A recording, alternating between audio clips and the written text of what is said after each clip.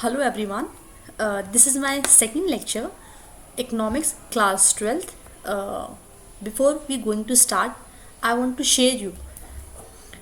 मैं इस बुक की बात कर रही हूँ जो आप देख रहे हैं. ये काफ़ी स्कूल्स में रिकमेंडेड है. अगर कोई और बुक आपके स्कूल में लगाई जा रही है या पढ़ रहे हैं तो प्लीज़ कमेंट बॉक्स में मेंशन कीजिएगा. ठीक है, ये बुक है.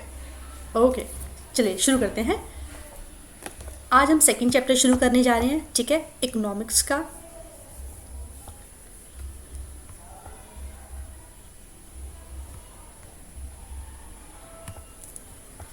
चलिए today we are going to start second chapter. Name है Indian economy at the time 1950 to 1990. It means Indian economy का टाइम 1950 से लेकर 1990 तक क्या चेंजेस हुए, हम क्या पॉलिसीज़ लेके आए, क्या हमने रिफॉर्म्स किए अपने सर्विस सेक्टर, एग्रीकल्चर सेक्टर और इंडस्ट्रियल सेक्टर के लिए. इस चैप्टर में हम जानेंगे. ये सब टॉपिक इस चैप्टर में हम सीखेंगे. पहली बात, इंट्रोडक्शन कॉमन है. The goal of 5 year plan, हमारे क्या क्या गोल्स रहे हैं 5 ईयर प्लान में, हमने क्या क्या इनोवेटिव्स आइडिया को इम्प्लीमेंट किया, एग्रीकल्चर सेक्टर में क्या हुआ, इंडस्ट्रियल एंड ट्रेड पॉलिसीज़ कैसे इम्प्लीमेंट की, ट्रेड पॉलिसीज़ कैसे की, इम्पोर्ट सब्स्टिट्यूशन क्या थे, and last one is conclusion. Okay, ये चैप्टर पढ़ने के बाद आप इन सब टॉपिक्स के आंसर देने में कैपेबल हो जाएंगे. चलिए स्टार्ट करते हैं. First one, start with introduction. हमने प्रीवियस लेक्चर में पढ़ा था.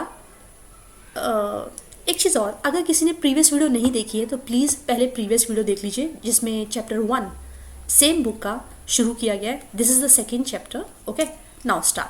On 15th of August 1947, date याद होनी चाहिए, India woke on a new dawn of freedom. हम बिल्कुल आज़ाद हो चुके हैं. ठीक है, अब हमारे ऊपर ब्रिटिश गवर्नमेंट की कोई हुकूमत नहीं है. ठीक है, अब हम बिल्कुल फ्री हैं. Finally we were master in our own destiny. अब हम खुद के रूल्स, खुद के प्रोसीजर्स खुद बना सकते हैं. हमारे ऊपर कोई रूल नहीं कर रहा है. ठीक है, कोई कॉलोनिकल गवर्नमेंट नहीं है अब हमारे ऊपर. ठीक है, अप्रॉक्स कितना, after some 200 years of British rule, 200 साल तक राज करने के बाद हमारे ऊपर ब्रिटिश गवर्नमेंट से हम आज़ाद हो गए. ठीक है, the job of nation building was now in our hand.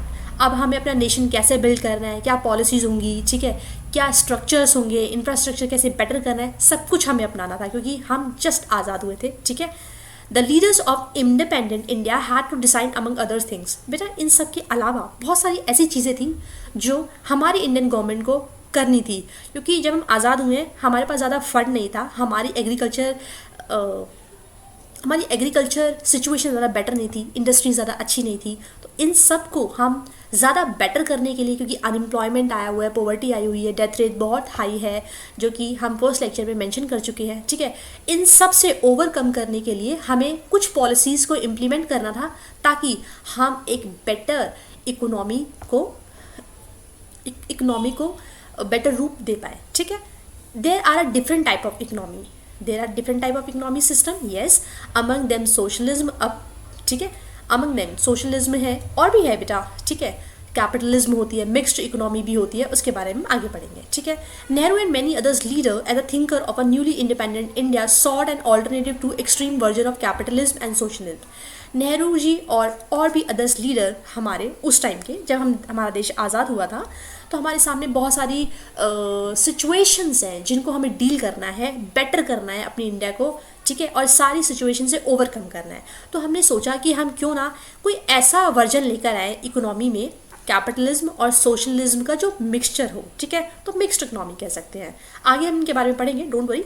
Socialism क्या होता है, कैपिटलिज्म क्या होता है. ठीक है, the industrial policy resolution in 1948, industrial policy resolutions 1948 में आए. DPSP, directive principle of Indian constitution, reflect this outlook. ठीक है, DPSP बेटा पॉलिटिकल का पार्ट है, बट फिर भी ये मान लीजिए इसमें कुछ रूल्स एंड रेगुलेशंस होते हैं जो हमें मानने होते हैं. 1950, the planning commission was set up with the prime minister and its chairperson. It is important for the exam point of view. 1950 में फर्स्ट टाइम प्लानिंग कमीशन आया. नाउ प्लानिंग कमीशन को आज हम किस नाम से जानते हैं ये आपको पता होना चाहिए. ठीक है, प्लानिंग कमीशन को आज हम बेटा नीति आयोग के नाम से जानते हैं. ठीक है, नीति. ठीक है, NITI लिखिए, नीति आयोग। प्लानिंग कमीशन का ही दूसरा नाम है, पहले इसे प्लानिंग कमीशन के नाम से जानते थे, बट इसे एट प्रेजेंट नीति आयोग के नाम से जानते हैं। ठीक है, चलिए टाइप ऑफ इकोनॉमिक सिस्टम पढ़ते हैं, जो कि हमने प्रीवियस डिस्कस किया, क्योंकि हमने जो अपनाई वो कैसी थी, इनकी मिक्सचर थी।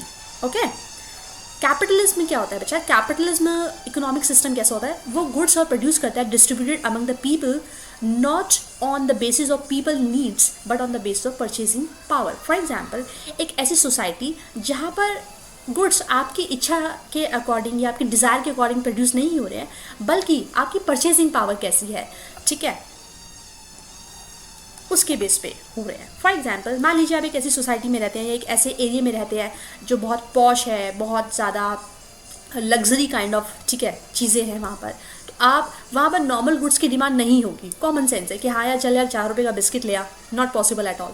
ठीक है, या यार ये 5 रुपये का मेरे को बहुत महंगा पड़ रहा है। अब आपको पता है सोसाइटी कैसी है, ऑब्वियसली रिच लोग रह रहे हैं आसपास, लग्जीरियस है सबकी डिज़ायर्स, ठीक है, उन्हें नॉर्मल गुड्स से कोई लेना देना नहीं है, बेसिक गुड्स, क्योंकि वो अफोर्ड कर सकते हैं, उनकी परचेसिंग पावर बहुत अच्छी है, बहुत पैसा है उनके पास। तो ऐसी सोसाइटी कैसी है, कैपिटलिज्म। वो आपके डिज़ायर के अकॉर्डिंग गुड्स का प्रोडक्शन नहीं करते, बल्कि बेसिस ऑन परचेसिंग पावर, आपके पास कितना मनी है। ठीक है, सोशलिज्म में आते हैं, the government decide what goods to be produce in accordance with the need of society. Society के अकॉर्डिंग सोशलिज्म क्या होती है, इकोनॉमिक सिस्टम, एक ऐसा सिस्टम जिसमें हम गुड्स को प्रोड्यूस कर रहे हैं कि हमारी सोसाइटी में किस चीज़ की डिमांड ज़्यादा है, ओके, नीड्स के अकॉर्डिंग। मिक्स क्या होता है बच्चे, इन दोनों का mixture. The market will provide essential goods and services which the market fail to do so.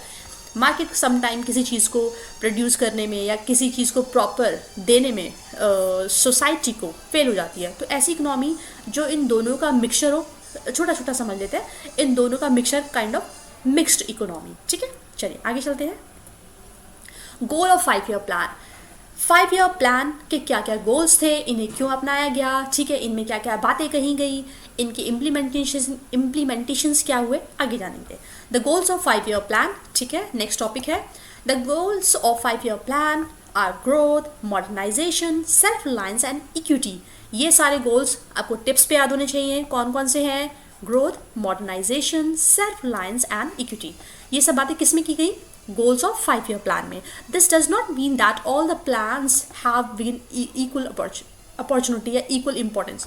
For example, मान लीजिए हमें मॉडर्नाइजेशन बेटर है कि हमें ग्रोथ की नीड है एट प्रेजेंट, या हमें मॉडर्नाइजेशन भी है, ग्रोथ भी है, हमें सेल्फ रिलायंस की ज़्यादा ज़रूरत है। तो देखना पड़ेगा कि किस एरिया में, किस टाइम हमें किस अपॉर्चुनिटी पे ज़्यादा ध्यान देना है या किस गोल पर हमें ज़्यादा फोकस करना है, क्योंकि सबकी अलग अलग इंपॉर्टेंस है। ठीक है, ड्यू टू लिमिटेड रिसोर्सेज, हमारे पास रिसोर्सेज कम हैं, ऑब्वियसली स्केयर रिसोर्सेज हैं, a choice has to be made, right. For example, you have a 1200 rupees, ठीक है, और आपको इस 1200 रुपीज़ में बहुत कुछ करना है। ठीक है, मान लीजिए पापा के लिए प्रेजेंट लेना है, ममा के लिए, गर्लफ्रेंड के लिए, और भी बहुत सारा फ्रेंड्स के लिए। तो यू हैव टू डिसाइड ना यार किसको स्किप करूँ, करते हो ना ऐसे, ठीक है। चलिए नेक्स्ट करते हैं, ग्रोथ पढ़ते हैं। Growth, it refer to increase in the country's capacity to produce the output of goods and services within the country. ग्रोथ मतलब बेसिकली ये समझ सकते हैं, अपनी कंट्री में आपकी कितनी कैपेसिटी है आपकी कंट्री की कि वो गुड्स और सर्विसेज प्रोड्यूस कर सकती है, ठीक है, ताकि वो सोसाइटी की नीड्स को पूरा कर सके। ठीक है, जीडीपी हम ऑलरेडी डिस्कस कर चुके हैं, the value of all goods and services which is produced with in economy in an year, ठीक है, विद इन अ ईयर। ठीक है, the GDP of a country is derive from different sector of economy, namely agriculture, industrial and service sector. Obviously यार, अगर GDP को contribution देना है आपको, तो वो एक सेक्टर थोड़ी ना देगा, कौन कौन देंगे बराबर बताइए। एग्रीकल्चर होगा, है ना, इंडस्ट्रियल होगा, and the last one is service sector. इसका बेसिकली मतलब क्या है, इसका बेसिकली मतलब ये है, अगर मान लीजिए 100 रुपये कॉन्ट्रीब्यूशन से आ रहे हैं, यानी मान लीजिए आपको 100 रुपये मिले एज अ टोटल, तो हो सकता है आपको 10 रुपये बुआ जी ने दिए हो, है ना, आपको 20 रुपये बड़ी बहन ने दिए हो, 50 रुपये अपने पापा से मार लिए हो, ठीक है, कितना हो गया 70 80, और 20 रुपये आपको कहीं मिल गए हो, तो कॉन्ट्रीब्यूशन एज होल कितना आया 100। इन अ सेम मैनर जीडीपी यानी हमारी टोटल इनकम हमारे गुड्स से, हमारी सर्विसेज से, चाहे वो किसी भी सेक्टर से रही हो, चाहे एग्रीकल्चर, इंडस्ट्रियल, चाहे सर्विस सेक्टर, हमारी जीडीपी में कितना कंट्रीब्यूशन रहा, ठीक है।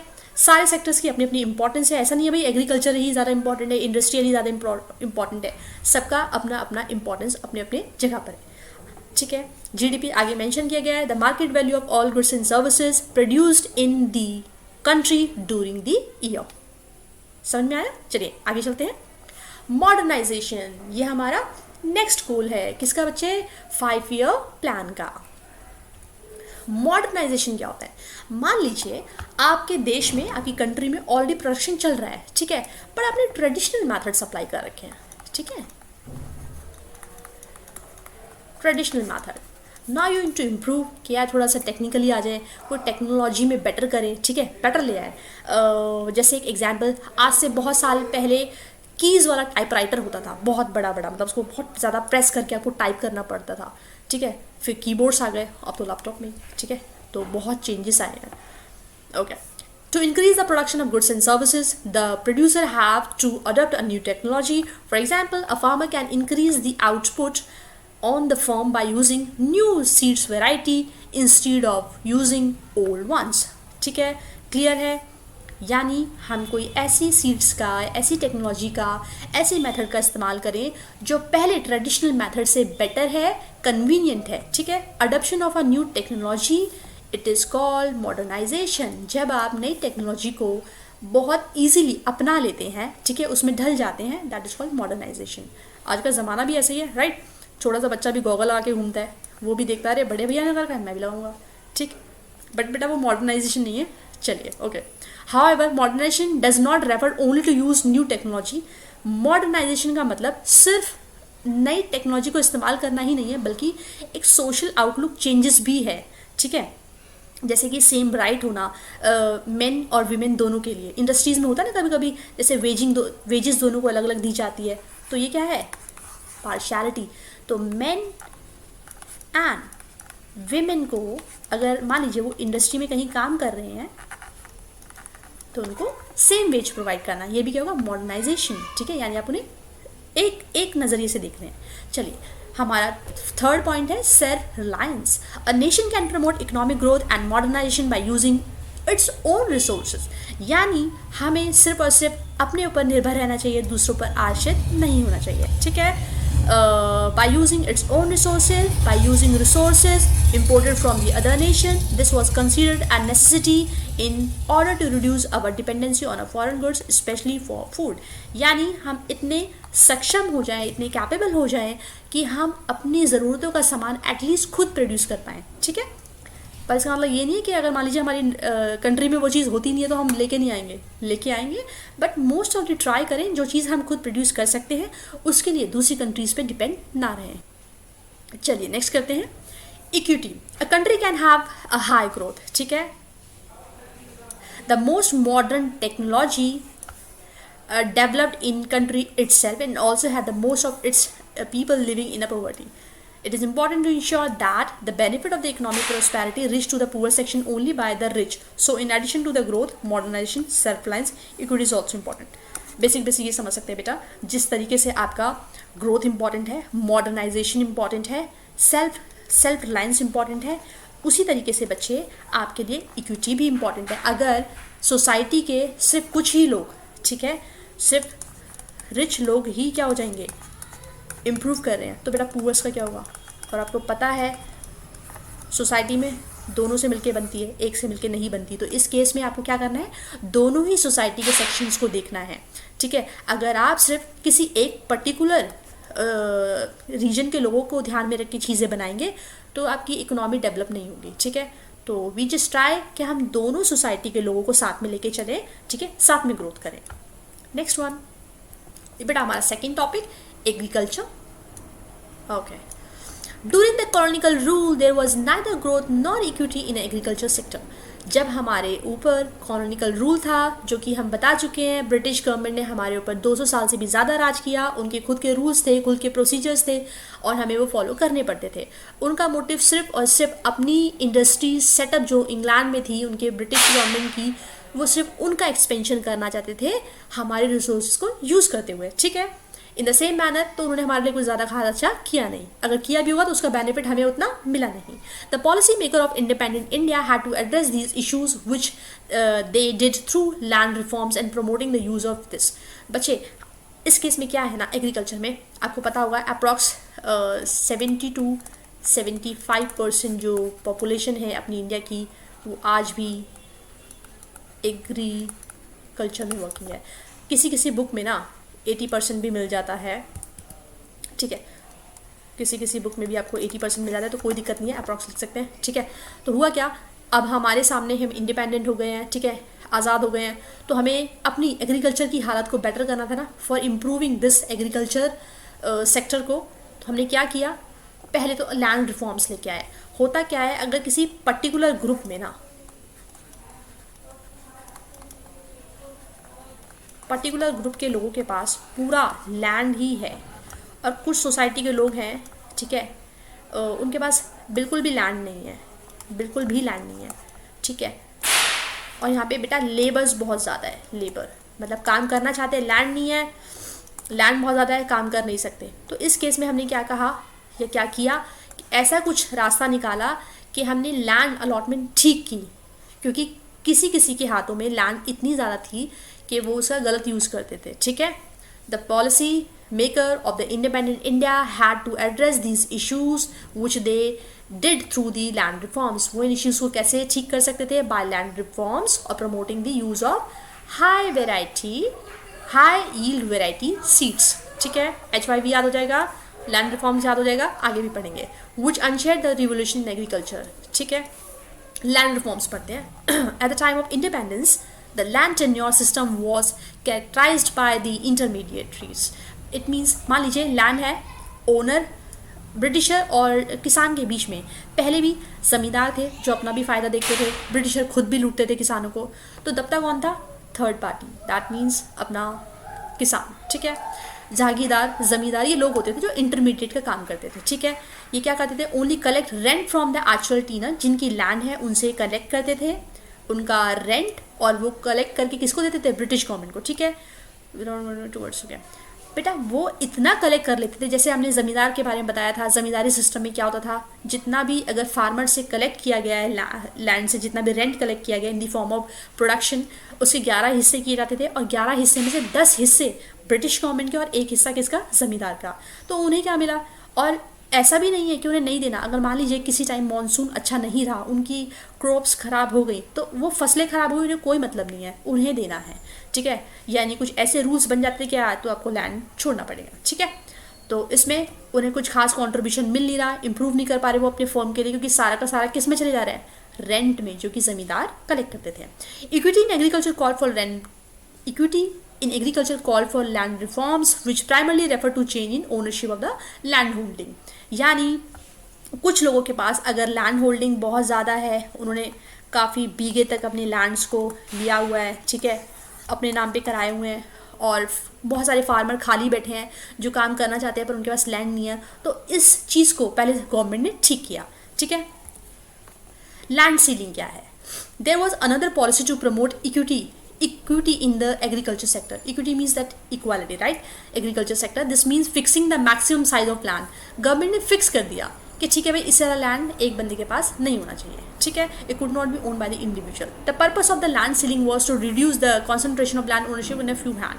ऐसा क्यों किया गया, अगर गवर्नमेंट ऐसा ना करती तो लैंड की ओनरशिप है वो सिर्फ और सिर्फ कुछ हाथों में रहकर ओली रह जाती, ठीक है. फॉर एग्जाम्पल मान लीजिए अपनी क्लास में है और आपकी क्लास में 3-4 ग्रुप हैं, पर एक ग्रुप ऐसा है जिसका थोड़ा सा है ना डोमिनेंस है क्लास में, थोड़ा डराते हैं, धमकाते हैं, गुंडागर्दी करते हैं, तो होता है ना, तो टीचर ठीक करती है ना ऐसे बंदों को, ठीक है. इन अ सेम मैनर टीचर के मान लीजिए वो गवर्नमेंट है और वो डोमिनेंस वाला अपना वो बंदे हैं जिन्होंने बहुत ज़्यादा लैंड होल्डिंग की हुई है, तो गवर्नमेंट ने इस रूल को कैसे चेंज किया, उस लैंड होल्डिंग को रिड्यूस किया, कुछ लिमिटेड बांधी के नहीं, ठीक है, आप इससे ज़्यादा लैंड नहीं रखेंगे, ठीक है. Abolition of the intermediate mean that 200 lakh teen came into direct contact with the government. They were thus freed from being exploited by the जमींदार. ऐसे 200 लाख लोग, ठीक है, बुक का ही फिगर है, तो ऐसे 200 लाख टेनेंट ऐसे थे जो डायरेक्ट गवर्नमेंट के सामने आए, जो कि एक्सप्लॉइटेड किए जा रहे थे ज़मींदार के द्वारा, ठीक है। उन्हें बहुत परेशान किया जाता था, उनसे वसूलते टाइम ऐसा, मतलब अगर सपोज नहीं हुई अच्छी से खेती या क्रॉप्स ख़राब हो गई किसी रीज़न से, तो भी उन्हें देना है, चाहे वो उधार मांग के दें, ठीक है, इंटरेस्ट पे दें। ड्रॉबैक सुन लेते हैं। Many share croppers and landless labour did not benefit from land reforms. बहुत सारे ऐसे लैंड लेस लेबर थे या शेयर क्रॉपर्स थे जिनको इसका बेनिफिट नहीं मिला। They had ceiling legislation also false hurdle. वो उतना बेनिफिट नहीं ले पाए जितना वो ले सकते थे, या कुछ कैटेगरी के लोग थे जिनको प्रॉपर बेनिफिट नहीं मिला। डिलेइंग इन इम्प्लीमेंटेशन, इस नियम को लागू करने में थोड़ी देरी हुई, ये भी इसका ड्रॉबैक है। The legislation also had a lot of loop holes. बेटा लूप होल्स मीन्स कुछ कमियाँ, ठीक है। लूप होल्स थे इसके अंदर, प्रॉपर ठीक से नहीं था। कुछ लैंड होल्डर ऐसे थे जो लैंड तो रख रहे थे इंडिविजुअली, बट मान लीजिए गवर्नमेंट ने कहा कि यार 1,000 मान लीजिए लैंड 1,000 के आसपास है, कोई लैंड का पीस है, 1,000 में से आप होल्ड कर सकते हैं, इससे ज़्यादा नहीं। मान लीजिए फिर भी किसी के पास 5,000 है, तो उसने क्या किया, गवर्नमेंट की नज़रों में 1,000 रखा, बाकी 1,000 किसी और को ट्रांसफ़र, 1,000 किसी और को ट्रांसफ़र, 1,000 किसी और को ट्रांसफ़र, 1,000 किसी और को ट्रांसफ़र। ये 4,000 तो उसने दिखाया ही नहीं, और 1,000 सिर्फ अपने नाम पे दिखाया। गवर्नमेंट के सामने क्या हो गया, हाँ ठीक है, इस बंदे के पास 1,000 एकड़ की ज़मीन है, और बाकी एक ये जो 1,000 थे ये सारे अपने रिलेटिव्स को ट्रांसफ़र कर दिया। होता है ना ऐसा मोनोपोली काइंड ऑफ, कि हम दिखा रहे हैं कि हम चोरी नहीं कर रहे, पर एक्चुअल में चोरी हो रही है, ठीक है। ओके हाँ, the last is land reforms were successful in Kerala and West Bengal. Important है एग्जाम के लिए, अगर आप राइटिंग में लिखेंगे तो अच्छा लगेगा, ठीक है, थोड़ा सा क्रिएटिव हो जाएगा। लैंड रिफॉर्म ज़्यादा सक्सेसफुल नहीं रहा, बट कुछ एरिया में अच्छा था, जैसे केरला और West Bengal. Next one, green revolution. Okay, हरित क्रांति। एट इंडिपेंडेंस अबाउट 75%, हम पहले ही जान चुके हैं, कहीं कहीं बुक में 70% है, कहीं 75 है, कहीं पे 80 है, कोई फर्क नहीं पड़ता, ठीक है। Of the country population was dependent on agriculture, आज भी है, अब बट कम हो गई है थोड़ी, 60 अप्रॉक्स हो गई है, ठीक है। The productivity in agriculture sector was very low, obviously we know, क्योंकि हमारे पास नए टेक्निक्स नहीं थे, हमारे पास नए मेथड नहीं थे, इम्प्लीमेंट कैसे करना है पता नहीं था, ठीक है। तो हम क्या कर रहे थे, ओल्ड टेक्नोलॉजी का यूज़ कर रहे थे, ठीक है। India's agriculture will depend on the monsoon, और आपको पता है एग्रीकल्चर तो मानसून पर डिपेंड रहेगा ही रहेगा। मानसून खराब हुआ या कुछ शॉर्टफॉल हुई तो फार्मर ट्रबल में आ गया, या उसकी पूरी की पूरी मेहनत वेस्ट हो गई। तो इन सब से क्या करना था, हमें ओवरकम करना था, ठीक है। The stagnation agriculture during the colonial rule was permanent. Stagnation already मैंने आपको बता दिया है, धीमी ग्रोथ या बैरियर कह सकते हैं, रुकावटें कह सकते हैं, लिमिटेशंस कह सकते हैं, ठीक है, बहुत कम था। जब कॉलोनियल गवर्नमेंट का रूल था हमारे ऊपर, ब्रिटिश गवर्नमेंट का रूल था, तब हमारी एग्रीकल्चर की ग्रोथ स्लो थी, ठीक है। बट ग्रीन रेवोल्यूशन के बाद हमने इसमें अच्छा किया है, ठीक है। HYV हाई यील्ड वैरायटी वाले सीड्स इस्तेमाल किए, specially for wheat and rice, ठीक है, याद रखिएगा। इनसे क्या हुआ, हमारी प्रोडक्शन ग्रोथ बढ़ गई, और the use of HYV seed was restricted to more affluent state. Affluent means wealthy, okay, जैसे पंजाब, आंध्रा, तमिलनाडु, इन सब राज्यों में इनका स्पेशली इफेक्ट देखने को मिलता है, अच्छा impact, okay. The first phase याद रखिएगा ग्रीन रेवोल्यूशन का 1960 से 1970, 1960 to 1970, and the second phase 1970 to 1980, याद रहेगा। चलिए नेक्स्ट चलते हैं। बड़ा एक पिक्चर है ग्रीन रेवोल्यूशन की, ट्राई किए, I hope you like this.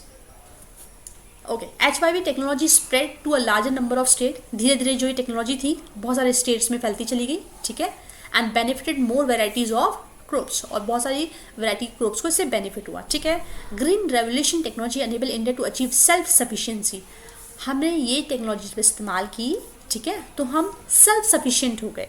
किस में बचे, फूड ग्रेन में। We no longer had to be at a mercy of America. अब हमें दूसरों के सामने हाथ फैलाने की नीड नहीं थी।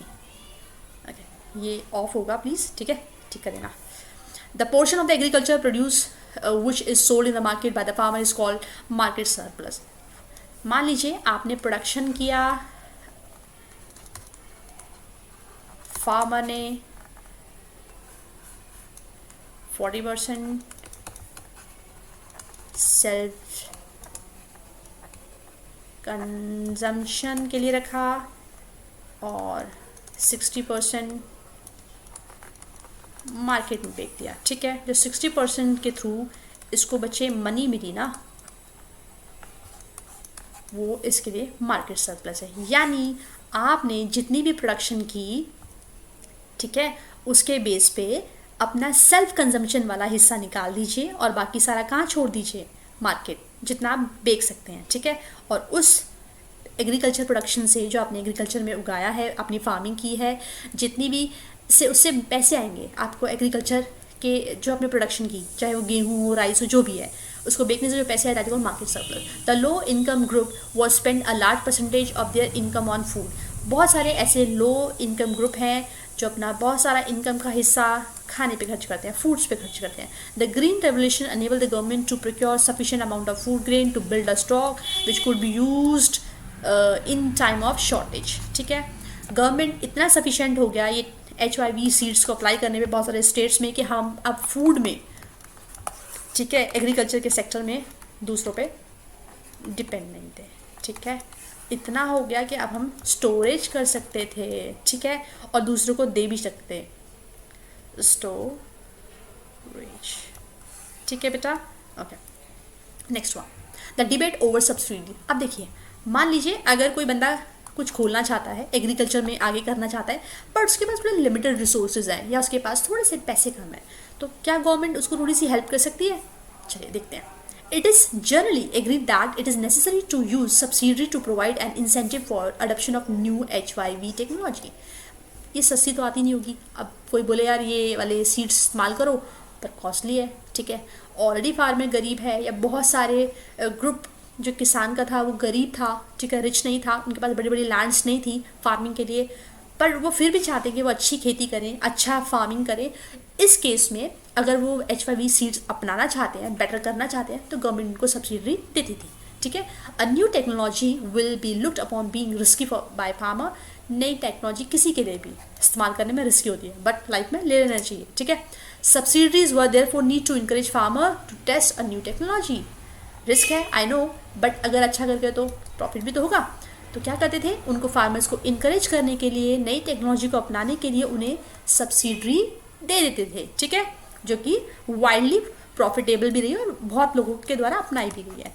It is argued that there is no case of continuing with fertilizer subsidy. It does not benefit the target group. It is a huge burden on the government finance. But sometimes क्या होता है ना, कुछ criticise भी करते हैं। हर चीज़ के दो पहलू होते हैं। मान लीजिए किसी को फर्टिलाइजर यूज़ करना है अपनी खेती में, ठीक है, एग्रीकल्चर के टाइम पे, बट अगर हम उसमें भी सब्सिडी दे रहे हैं, ठीक है, उन्हें पैसे दे रहे हैं, तो क्या उसका सही इस्तेमाल हो रहा है, या वो बेनिफिट जो गवर्नमेंट दे रही है उनको सब्सिडी में, फर्टिलाइज़र सब्सिडीज में, क्या वो टारगेटेड ग्रुप तक पहुंच पा रहा है जिस ग्रुप के लिए गवर्नमेंट देना चाहती है? तो कहीं ना कहीं अगर सपोज कीजिए वो नहीं पहुंच पा रहा है, बीच में करप्शन है, तो ह्यूज बर्डन हो जाएगा गवर्नमेंट पे, क्योंकि गवर्नमेंट भी तो भाई पैसों से लेके आएगी ना, फ्री में तो लाएगी नहीं। चलिए, on the other hand some believe that government should continue with agriculture subsidy because farming in India continue to be a risky business. कुछ लोगों ने ऐसा कहा ऑन द अदर हैंड कि भाई एग्रीकल्चर में कंटिन्यू सब्सिडी देनी चाहिए, क्योंकि जो हमारी फार्मिंग है वो मानसून पे डिपेंड करती है और ये एक रिस्की बिजनेस है। I agree. आप क्या कहते हैं प्लीज़ कमेंट बॉक्स में मेंशन कीजिएगा, ठीक है। सबके अपने अपने ओपिनियन हो सकते हैं, ठीक है। हो सकता है कोई इस पे कहे कि नहीं दो यार, ठीक है, कोई हो सकता है कि दे दो, कोई किसान फैमिली से बिलोंग करता हो। Most of the farmer are very poor, reality है। They will not be able to afford the required input without subsidy. यानी अगर वो चाहे तो वो खुद भी इतना अफोर्ड नहीं कर सकते कि वो एग्रीकल्चर के सेक्टर में अपने आप को प्रमोट कर सकें, अपनी एग्रीकल्चर को इन अ सुटेबल मैनर कर सकें, इसलिए उन्हें नीड होती है, ठीक है। इससे बिल्कुल किसान आंदोलन से बिल्कुल मत रिलेट करना, ठीक है, क्योंकि वो रिच किसान थे। चलिए, after green revolution by GDP had decline. Okay, ऐसा क्या हुआ? Economists have found that nation become more prosperous and the proportion of GDP contributed by agriculture as well as the proportion of population working in a sector declined considerably in between 1950 to 1990. The proportion of working sector declined considerably. आप कह सकते हैं GDP में जो agriculture का contribution था वो decline हो रहा था ग्रीन रेवोल्यूशन के बाद भी। Right? To answer is that the industrial sector and the service sector did not observe the people working in agri sector. जो भी एग्रीकल्चर सेक्टर में काम कर रहा है उसे सर्विस सेक्टर और इंडस्ट्रियल सेक्टर वाले लोग उतना अच्छे से ऑब्जर्व नहीं करते, ठीक है, ignore kind of. Many economist call this an important failure of our policies. बहुत सारे इकोनॉमिस्ट ने ऐसा कहा है कि 1950 से लेके 1990 का टाइम जिसमें हमने लैंड रिफॉर्म्स किए, ग्रीन रेवोल्यूशन लेके आए, HYV सीड्स वाला, ठीक है, ये सब फेल हो गए। देखो यार, अगर हमें एक एग्रीकल्चर सेक्टर में ही इम्प्रूव करना है, इसका बिल्कुल मतलब नहीं है कि हम इंडस्ट्रियल सेक्टर या सर्विस सेक्टर को इग्नोर कर दें, ठीक है।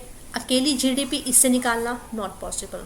तो कहीं ना कहीं हो सकता है हम बाकी दो सेक्टर्स पे प्रॉपर ध्यान ना दे रहे हो, या इस पे हमारा ध्यान कम हो, जिस वजह से हम प्रॉपर इम्प्लीमेंटेशन के बाद भी ग्रोथ नहीं कर पाए, ठीक है। तो after green revolution why GDP had decline समझ में आ गया, क्योंकि और दो सेक्टर्स भी थे, तो लोगों ने क्या किया, एग्रीकल्चर सेक्टर छोड़ के इंडस्ट्रियल और सर्विस सेक्टर में भी अपने आप को काम करने के लिए जाना शुरू किया अपने आप, ठीक है। तो एग्रीकल्चर सेक्टर ऑब्वियसली छोड़ना पड़ेगा, एक आदमी दो जगह तो काम करेगा नहीं। चलिए आगे चलते हैं। Industry and trade. Economists have found that the poor nation can progress only if they have a good industry sector.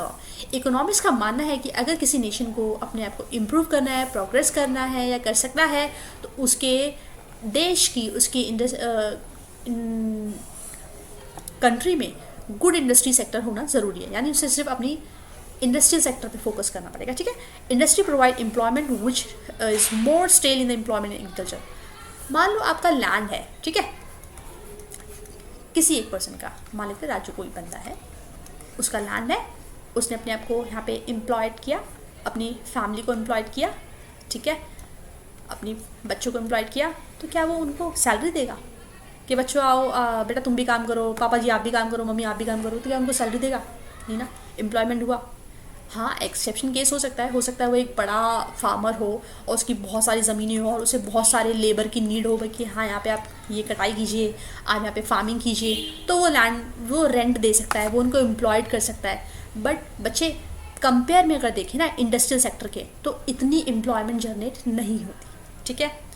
You might have studied in the previous chapter that the time of independence the variety of industries was very narrow. अगर हम independent के time पे देखें, जो कि हम पिछले chapter में पढ़ के आ भी चुके हैं, कि हमने वैरायटी ऑफ इंडस्ट्री बहुत नैरो थी। आपने पढ़ा होगा कौन कौन सी थी? कॉटन और जूट, याद है? महाराष्ट्र एंड गुजरात और ये वेस्ट बंगाल। इसमें कौन थे? फॉरेनर्स का डोमिनेंस, और इसमें कौन थे? इंडियंस, ठीक है। तो ज़्यादा कॉटन वो ज़्यादा इंडस्ट्रीज थी नहीं उस टाइम, थी भी तो धीरे धीरे ग्रोथ कर रही थी, बहुत स्लो रेट से ग्रोथ कर रही थी। और 31 को पढ़ा होगा, क्या पीरियड था? 1907, ठीक है। तो ज़्यादा इंडस्ट्रीज़ है नहीं, तो हमें अपने आप को और इम्प्रूव करना है in the sector of industrial, ठीक है, इंडस्ट्री सेक्टर में अपने आप को इम्प्रूव करना है।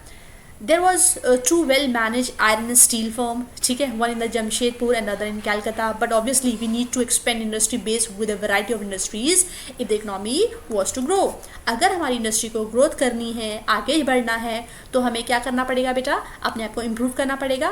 किस सेक्टर में? इंडस्ट्रियल सेक्टर में, ठीक है। एग्रीकल्चर में भी करना है, ऐसा नहीं कह रहे भाई अगर देखो खाना नहीं मिलेगा तो क्या खाओगे, ठीक है, बट इंडस्ट्रियल सेक्टर में भी अपने आप को प्रोग्रेस करना है, ठीक। चलिए आगे चलते हैं। Public and private sector in Indian industrial development, इस सेक्टर्स पढ़ लेते हैं। पब्लिक पता ही चल रहा है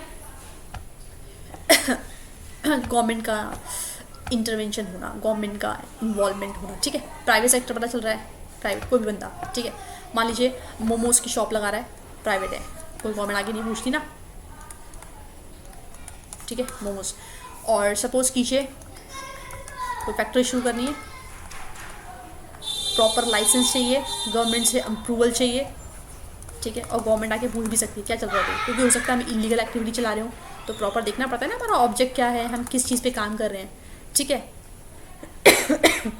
बच्चे इसका मतलब ये नहीं कि मैं सिर्फ एक पर्टिकुलर चीज़ की बात कर रही हूँ, प्राइवेट में भी कंपनीज होती हैं, इंडस्ट्रीज होती हैं, ठीक है। India industry did not have the capital to undertake the investment in industrial venture required for the development of our economy, nor was market big enough to encourage industrial to make major project even they have a capital to do so. It is principally the reason that the state had to play an extensive role in promoting. देखिए सब time क्या होता है ना, मान लो किसी को industry खोलनी भी है पर पैसा कम है, या गवर्नमेंट पूरा पैसा खुद लगा ले, तो गारंटी नहीं है ना वो प्रॉपर वर्किंग होगी या नहीं होगी। तो हम ट्राई करते हैं कि हम ऐसा करते हैं, अगर किसी को नीड है, किसी के पास आइडिया है, तो हम मिल जाते हैं ना कि आइडिया तेरा पैसा मेरा, ठीक है, एक्सक्यूट करते हैं, ठीक। तो सम टाइम क्या होता है, if they had the capital to do so, it is principally to this reason that state had to play an extensive role. इस केस में स्टेट एक अच्छा रोल प्ले करता है, ठीक है, किस किस के बीच में, promoting in the industrial sector. The state would have a complete control on this industries that were whittle for the economy. Industries obviously whittle है, इंपॉर्टेंट है हमारे लिए। इसमें क्या होगा, अगर कोई बंदा अपने स्टेट में इंडस्ट्री खोलना चाहता है तो हो सकता है स्टेट गवर्नमेंट उसको थोड़ा सब्सिडी दे दे, है ना, थोड़े लोन दे दे लो रेट पे, तो ये भी एक प्रॉफिट है। पब्लिक सेक्टर बेसिक का इतना मान लीजिए कि आपका गवर्नमेंट का इन्वॉल्वमेंट है पब्लिक, और इसका मोटा मोटा ऑब्जेक्ट ये होगा कि वो सोशली देखेगा, प्रॉफिट मोटिव से नहीं होगा। पर प्राइवेट है तो ऑब्वियसली प्रॉफिट मोटिव होगा, ठीक है। चलिए इंडस्ट्रियल पॉलिसीज देखते हैं 1956 की, ठीक है। चलिए एक मिनट चल जा भाई। This resolution framed on the basis of second 5 year plan. देखो कुछ कोई 5 ईयर कोई सा भी प्लान करना है या मत करना, बट सेकंड 5 ईयर प्लान कर लेना। First 5 year plan related with the agriculture, second 5 year plan आगे बढ़ेंगे, बट कोई भी छोड़ दो, पर सेकंड 5 ईयर प्लान मत छोड़ना, इंपॉर्टेंट है। The plan which try to build the basis of resolution classified industry into 3 category. हमने इंडस्ट्रीज को 3 कैटेगरीज में बांटा, ठीक है। एक तो होती ओन बाय स्टेट, एक थी भाई इंडस्ट्री जो है प्राइवेट सेक्टर चला रहा है और स्टेट का सपोर्ट है, ठीक है। और तीसरी क्या है, सेकंड थी कंसिस्ट ऑफ इंडस्ट्रीज, और ये थर्ड थी जो सिर्फ और सिर्फ बच गई, ओके। पहली क्या है, फर्स्ट कैटेगरी में ओन किसके द्वारा है, राज्य सरकार या स्टेट गवर्नमेंट के द्वारा। सेकंड क्या है, थोड़ा कॉम्प्लीमेंट्री काइंड ऑफ, मतलब थोड़ा प्राइवेट सेक्टर का है और थोड़ा स्टेट भी एफर्ट कर रही है। और थर्ड तीसरी कैटेगरी जो बच गए वो तीसरी कैटेगरी में आएंगे, ठीक है। एक बार रीड कर लेना, ज़्यादा इंपॉर्टेंट नहीं है। Although there was a category of industry left to the private sector. Private sector में कोई भी ऐसा जिसमें गवर्नमेंट का ज़्यादा पैसा ना हो लगा हुआ, गवर्नमेंट की इन्वॉल्वमेंट ना हो, गवर्नमेंट ज़्यादा बार बार इंटरप्ट ना करे, ठीक है। काम कोई, अब जियो है प्राइवेट है ना, प्रॉपर प्राइवेट है, अंडर कंट्रोल ऑफ, ओके बेटा। ये सब करने के लिए हमें फिर भी गवर्नमेंट से लाइसेंस चाहिए होता है। क्यों चाहिए ऐसा, सोचो हम प्राइवेट है, हमारा खुद का पैसा है, हमारी मर्जी में कुछ भी खोले, फिर भी हमें लाइसेंस इसलिए चाहिए। हो सकता है हम कोई ऐसी एक्टिविटी करें जो हमारी कंट्री के लिए अच्छी ना हो, या है ना हम सिर्फ अपना मोटिव देखें, अपना प्रॉफिट देखें और दूसरी इंडस्ट्रीज़ को डिस्ट्रॉय कर दें, तो कहीं ना कहीं एम्प्लॉयमेंट पे फ़र्क आएगा, हमारी हैंडीक्राफ्ट इंडस्ट्री ख़राब हो जाएंगी, बाकी हमारी इंडियन इंडस्ट्रीज़ भी फ़र्क पड़ेगा। तो ये सब देखते हुए गवर्नमेंट से लाइसेंस लेना होता है, ठीक है। In addition such industries unit have a certain concession on tax. अगर कोई इंडस्ट्री खोल रहा है और इकोनॉमिक बैकवर्ड एरिया में खोल रहा है तो गवर्नमेंट बहुत अच्छे से चाहेगी कि यार उसे जल्दी से जल्दी लाइसेंस दे दीजिए और कोई टैक्स बेनिफिट को। वाई, अगर वो रूरल एरिया में या बैकवर्ड एरिया में कोई इंडस्ट्री सेटअप कर रहा है तो वो वहाँ के लोगों के लिए क्या क्रिएट करेगा,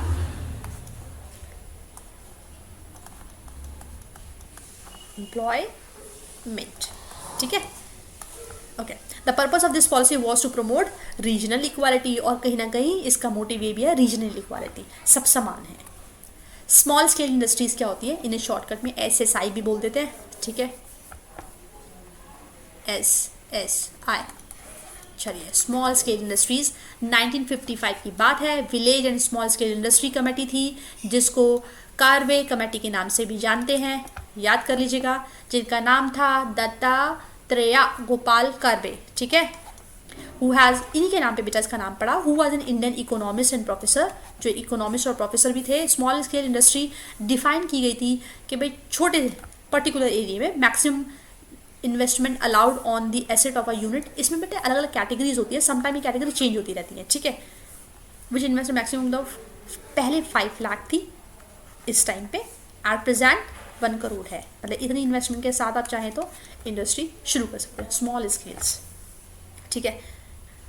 MSME के अंदर आती हैं, बहुत सारी कैटेगरीज होती हैं इसमें। It is believe that small scale industry are more labour incentive, ज़्यादा लेबर इंसेंटिव होती है, कैपिटल इंसेंटिव ज़्यादा नहीं होती। They are use more labour than the large scale industry.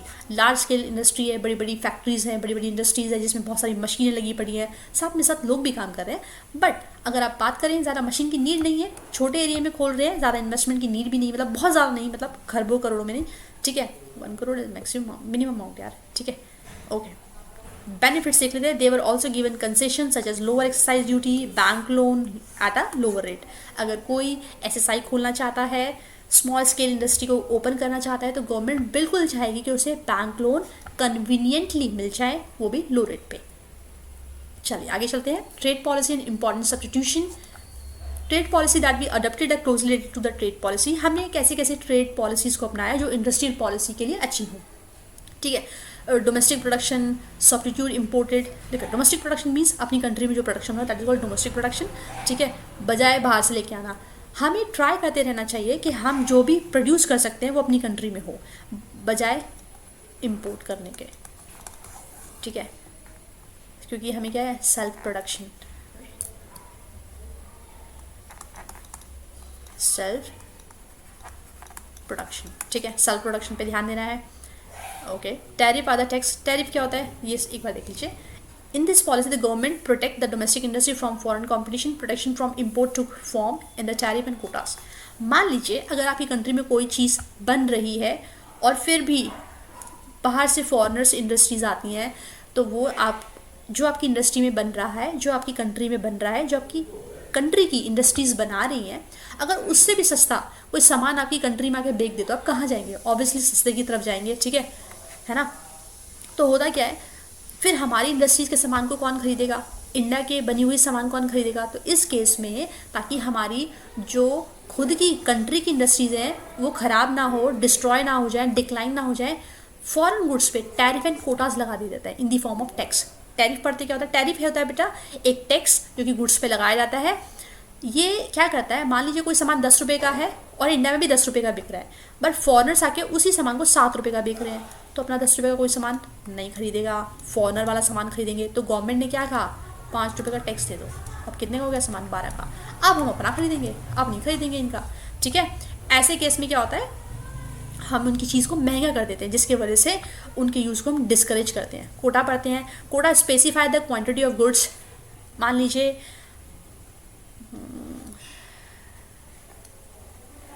ठीक है, ड्राइंग अच्छी नहीं है बट ट्राई. फॉरेन कंट्री से बहुत सारा सामान आया, ठीक है, और हमारे पोर्ट पे उतर गया. ठीक है, सारा सामान, और ये इतना था, क्वांटिटी में इतना था कि ये हमारी पूरी मार्केट को ख़राब कर सकता है, पूरी मार्केट को. तो हमने क्या कहा, नहीं नहीं नहीं, इतना सारा सामान ही लेके आना, आप सिर्फ 1000 पीस ही लेके आ सकते हो, है ना. या कोई भी मान लो मोबाइल है, आप इतने ही प्राइस, इतने ही क्वांटिटी में लाइए, या आप 500 मोबाइल ही ला सकते हैं. ठीक है. या इतना टन सामान ही लेके आ सकते हैं. हम उनकी क्वांटिटी पे रिस्ट्रिक्शन लगा देते हैं. इस केस में इसको क्या बोलते हैं बेटा? कोटास. ठीक है. चलिए आगे चलते हैं. समझ में आ गया?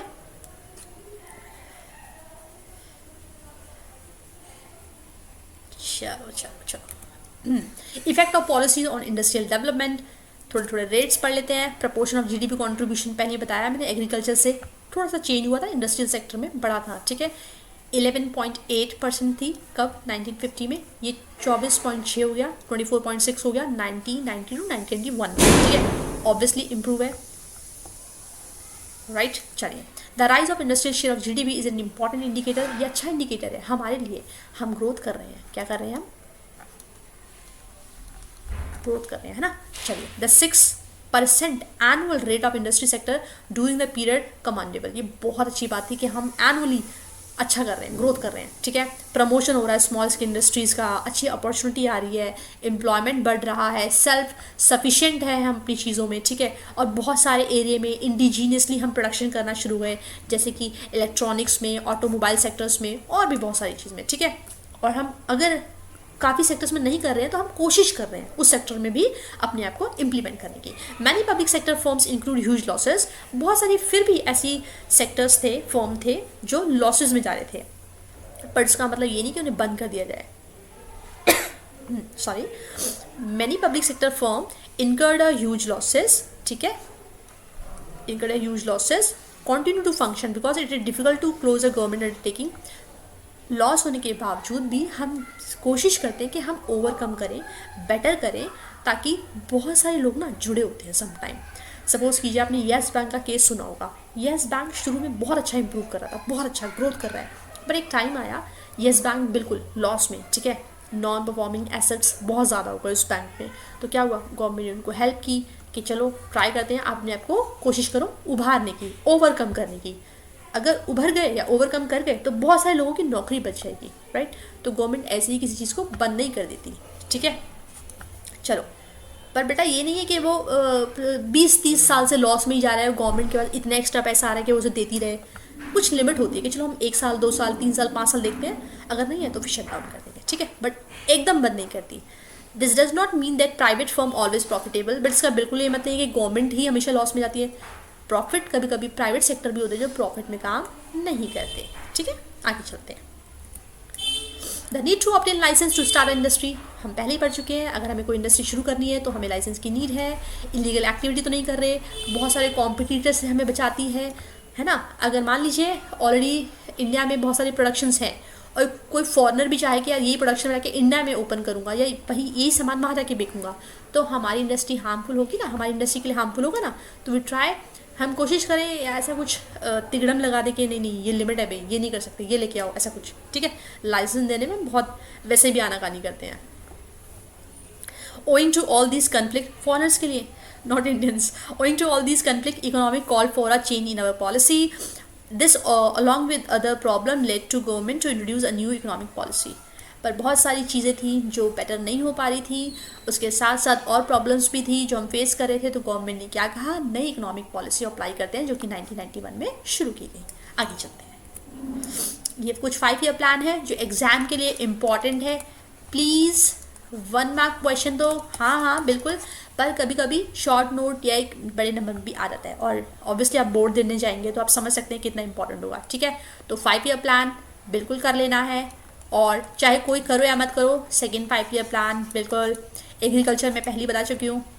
इसमें ये याद रखिएगा 1966 to 69 में ना नहीं हुआ था, ठीक है, याद रखिए, क्योंकि बच्चे ना ऐसे याद करते हैं, अच्छा ये 5 साल याद करते रहते हैं, ऐसा नहीं करना।